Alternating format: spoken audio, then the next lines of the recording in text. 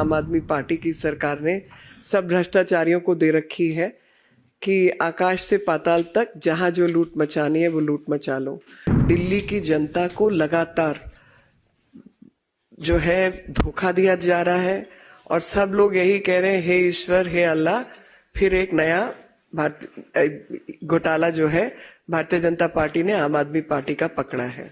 शीला दीक्षित जी की जब सरकार थी तो ये टैंकर माफिया बताकर ही सरकार में आए थे। आम आदमी पार्टी की सरकार ने सब भ्रष्टाचारियों को दे रखी है कि आकाश से पाताल तक जहां जो लूट मचानी है वो लूट मचा लो। और वो नतीजा सामने आया है कि दिल्ली की जनता को लगातार जो है धोखा दिया जा रहा है और सब लोग यही कह रहे हैं, हे ईश्वर, हे अल्लाह, फिर एक नया घोटाला जो है भारतीय जनता पार्टी ने आम आदमी पार्टी का पकड़ा है। और इस घोटाले में इस बार जल बोर्ड की डिटेल सामने आई है। आप सब जानते हैं कि इतने लंबे समय से जब जल बोर्ड को देखभाल की जा रही थी, देखा जा रहा था, उपभोक्ताओं की संख्या बढ़ गई, मीटर्स बढ़ गए और खपत बढ़ गई, लेकिन जो कमाई है वो कम हो गई और जो पहले उनके एफडीआर वगैरह रखे थे वो भी गायब हो गए। तो पैसा गया कहाँ? तो इस तरीके की तमाम चीज़ें, मैं कुछ चीज़ें आपके सामने प्रस्तुत करना चाहती हूँ। सबसे पहले तो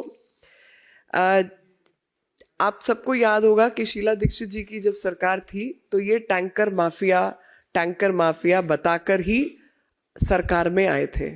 और हम सबको याद है वो टैंकर माफिया, और वो टैंकर माफिया आज भी काम कर रहा है, क्योंकि हर गली में जहाँ पर इन्होंने पानी की पाइप नहीं बिछाई है वहाँ पर टैंकर 10,000 रुपया लेता है गली से, टैंकर से पानी लाने का। और ऐसी तमाम गलियां अपने क्षेत्र की अगर मैं गिनवाऊं तो पटेल नगर भरा हुआ है, अन्य क्षेत्र बड़े हुए हैं, और जहां पर लोगों के पास कोई ऑप्शन नहीं है, पैसा गली में इकट्ठा करके टैंकर माफिया को दिया जाता है। इसी तरीके से 1,167 करोड़ रुपया जो है वो फाइनेंशियल स्टेटमेंट डीजेबी का और जो कंसिलिएशन स्टेटमेंट बैंक्स का है उनके बीच में जो अंतर है वो 1,167 करोड़ रुपए का है। सोचिए, 1,167 करोड़। और इसी तरीके से जो मैंने पहले आपको बताया कि 107 करोड़ रुपए की जो एंट्री है उसको एंट्री एडजस्टमेंट, साधारण भाषा में हम बट्टा खाता कहते हैं, कि बट्टे खाते में डाल दो, कि जिसका कुछ हिसाब किताब नहीं मिल रहा उसको बट्टे खाते में डाल दो। अब ये ना तो 100 रुपए, ना ये 50 रुपए, ना ये 500 रुपए, ना ये 5,000 रुपए, 10,000 रुपए, बल्कि 107 करोड़ रुपए हैं जो बट्टे खाते में डाले हुए, वो 107 करोड़ रुपए। और बैंक के जो फाइनेंशियल स्टेटमेंट और जल बोर्ड का जो फाइनेंशियल स्टेटमेंट है उसमें 1,167 करोड़ रुपए का फर्क है।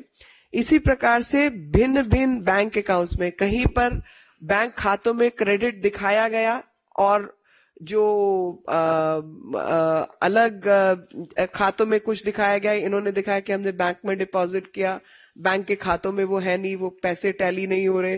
तो ऐसा तमाम जगह पे किसी अकाउंट में 5 करोड़, किसी में 7 करोड़, कहीं पे 300 करोड़, कहीं पे 100 करोड़, इस तरीके की 50,000 गलतियां इनके अकाउंट्स में सामने आ रही हैं।